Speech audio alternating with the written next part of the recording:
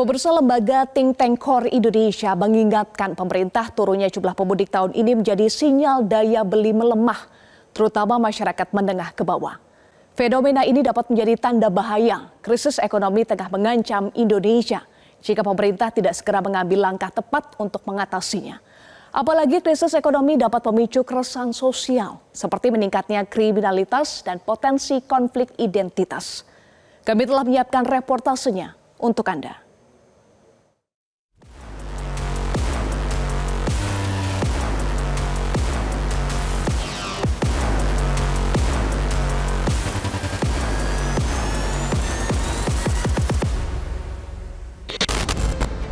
Kepadatan lalu lintas masih mewarnai momen Lebaran, namun berbagai data menunjukkan jumlah pemudik tahun ini turun signifikan. Anjloknya jumlah pemudik tak dapat dianggap persoalan biasa karena menjadi indikator perekonomian Indonesia tidak sedang baik-baik saja. Momen Lebaran semestinya memicu perputaran uang besar-besaran dan menjadi sarana pemerataan kesejahteraan. Ambruknya daya beli masyarakat sebetulnya sudah terasa sejak pertengahan tahun 2024. Saat itu Indonesia tercatat mengalami deflasi sejak Mei hingga September 2024 dan berlanjut 1 bulan jelang Ramadan, ketika tingkat konsumsi masyarakat semestinya meningkat. Inilah potret arus mudik dengan sepeda motor di Pelabuhan Pelindo, Ciwandan, Kota Cilegon, Banten pada Jumat siang pekan lalu. Lebih dari 35.000 unit motor sudah menyeberang ke Pulau Sumatera. Pada hari yang sama di Tol Trans Jawa, Korlantas Polri memberlakukan one way nasional. Rekayasa lalu lintas ini diberlakukan mulai kilometer 70 Tol Jakarta Cikampek hingga kilometer 414 Tol Kalikangkung setelah volume kendaraan naik di atas 8.500 unit per jam. Namun puncak arus mudik tahun ini terlihat tidak sepadat tahun lalu. Berdasarkan survei Badan Kebijakan Transportasi Kementerian Perhubungan, jumlah pemudik pada Lebaran 2025 diperkirakan mencapai 146,48 juta orang, atau sekitar 52% dari total penduduk Indonesia. Angka ini turun 24% dibandingkan tahun sebelumnya, yang mencapai 193,6 juta pemudik. Prediksi Kemenhub sejalan dengan data Siasati yang menunjukkan penurunan akumulasi pergerakan penumpang dari 5 moda transportasi umum. Hingga H-3 Lebaran turun sebesar 6,75 juta orang atau turun 4,8% dari tahun lalu. Penurunan terbesar terjadi pada moda bus antar kota antar provinsi atau AKAP sebesar 10%. Selanjutnya, moda pesawat yang turun 6,8% dan kapal laut yang turun 4,8%.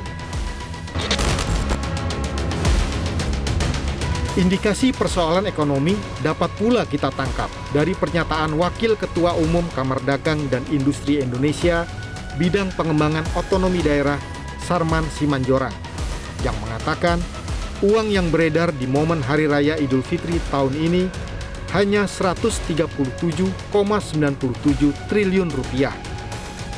Jumlah ini lebih rendah 20 triliun rupiah dibandingkan perputaran uang di momen yang sama pada tahun lalu, sebesar 157,3 triliun rupiah. Namun dalam konferensi pers pertengahan bulan lalu, Menteri Keuangan membantah terjadinya pelemahan daya beli masyarakat.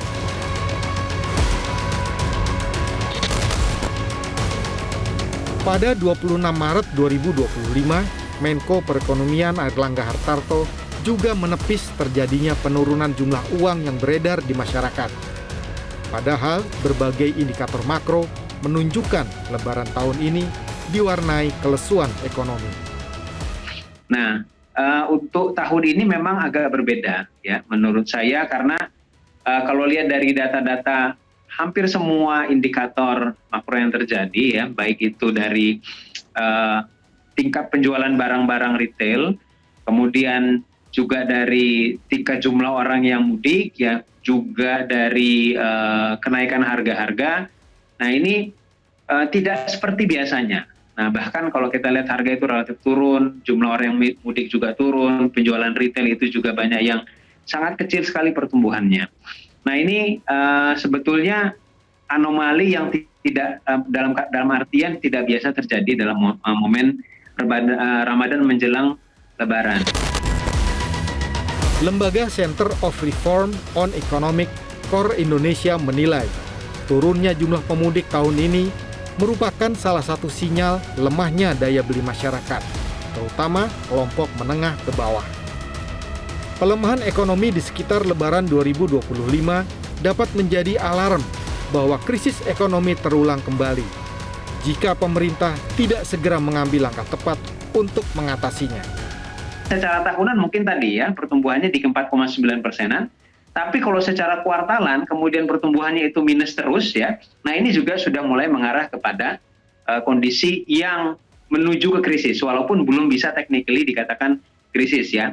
Nah tapi kita bisa melihat juga kalau kita melihat permasalahan yang ada di luar pertumbuhan ekonomi sudah banyak ya indikator-indikator yang lain yang menunjukkan itu pelemahan yang cukup serius menurut saya.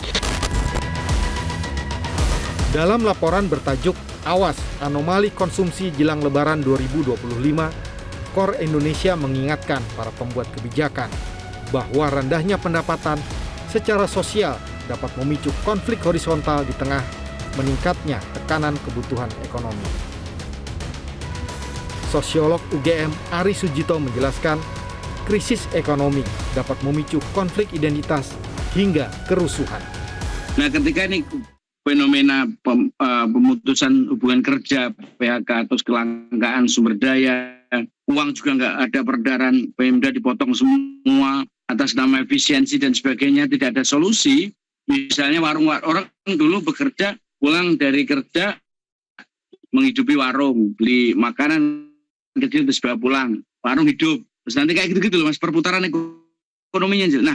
Nah kalau itu tidak ada, orang mengalami kesulitan tuh, kelangkaan ini. Nah kesulitan ini tidak akan masalah. Nah kalau tidak diantisipasi, ini bisa menciptakan, bisa berpotensi terjadinya kriminalitas, terus kemudian kerusuhan, terus kemudian bahayanya kalau bergeser mas. Bergeser soal identitas ya.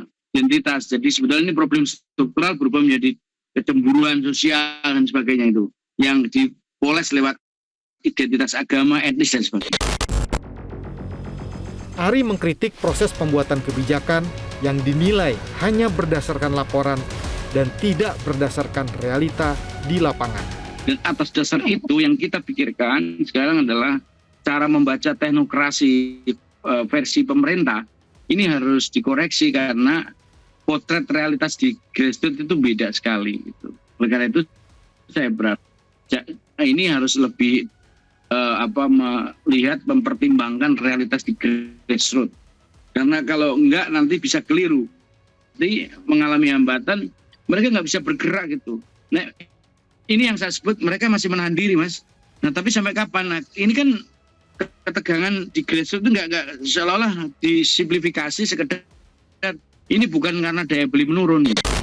Momen Lebaran seharusnya menjadi katalisator bagi pertumbuhan ekonomi. Namun kenyataannya Lebaran tahun ini mungkin menjadi pertanda krisis ekonomi. Semakin sedikit uang beredar di masyarakat menjadi sinyal bahwa perekonomian Indonesia sedang tidak sehat. Masyarakat biasa seperti saya dan Anda adalah kelompok yang paling rentan terdampak bila terjadi krisis ekonomi. Sayangnya para pakar menilai sikap pemerintah tidak menumbuhkan optimisme Indonesia mampu mengarungi badai ekonomi. Tim Liputan Metro TV.